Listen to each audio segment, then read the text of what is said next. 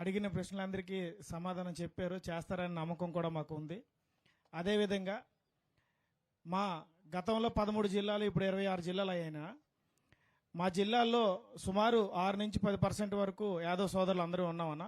కొన్ని నియోజకవర్గాల్లో అయితే ప్రధాన కమ్యూనిటీ కూడా మాది ఉంది. ఈ 26 జిల్లాల్లో మా కమ్యూనిటీ పరంగా సామాజిక భవనాలు ఏర్పాటు చేస్తారని మీ యొక్క అధికారంలోకి వచ్చిన వెంటనే ఈ యొక్క విషయాన్ని మీరు మేనిఫెస్టోలో చేర్చి మాకు న్యాయం చేస్తారని కోరుకుంటున్నాం అన్న.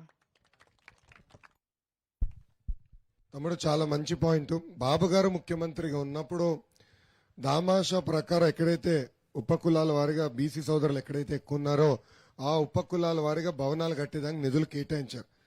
నాకున్న అవగాహన మేరకు దాదాపు 200 కోట్ల రూపాయలు ఆనాడు కేటాయించి పనులు కూడా ప్రారంభించారు. అయిపోయే దశకు వచ్చే గల ప్రభుత్వాలు మారినాయి. అవి ఎక్కడైతే పనులు ఆగిపోయినాయో అక్కడే ఉన్నాయి భవనాలు. ఓపిక పట్టు 3 నెలల్లో మళ్ళీ మన ప్రభుత్వం వస్తుంది. ఆగిపోయిన పనులు మళ్ళీ పూర్తి చేసే బాధ్యత మనం తీసుకుందాం.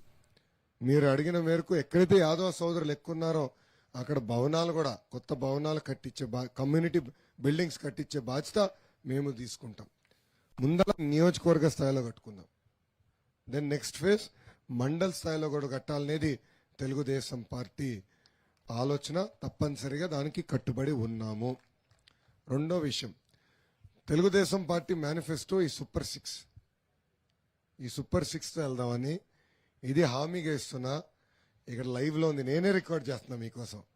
మీరు రికార్డ్ చేయాల్సిన అవసరం లేదు, మొత్తం యూట్యూబ్లో ఉంటుంది. సైకో జగన్ లాగా పరదాలు కట్టుకుని తిరగాలని కోరిక నాకు లేదు స్వామి. పరదాలు కట్టుకుని తిరగాలని కోరిక నాకు లేదు. చెప్పింది చేస్తాను, చేయలేకపోతే చేయలేనని చెప్తాను. అంతేగాని ఊరికొక హామీ వీధికొక హామీ ఇచ్చి తప్పించుకుని తిరగాలని కోరిక నాకు లేనే లేదు. ఇచ్చిన హామీకి నేను కట్టుబడి ఉన్నాను. Thank you. బంగాళదుంపనా ఉల్లిగడ్డనా? లేదబ్బా, మన వెళ్ళా కూరగాయల కొట్టుకెళ్ళి బంగాళదుంప ఇమ్మంటే ఉల్లిగడ్డ ఇచ్చాడు.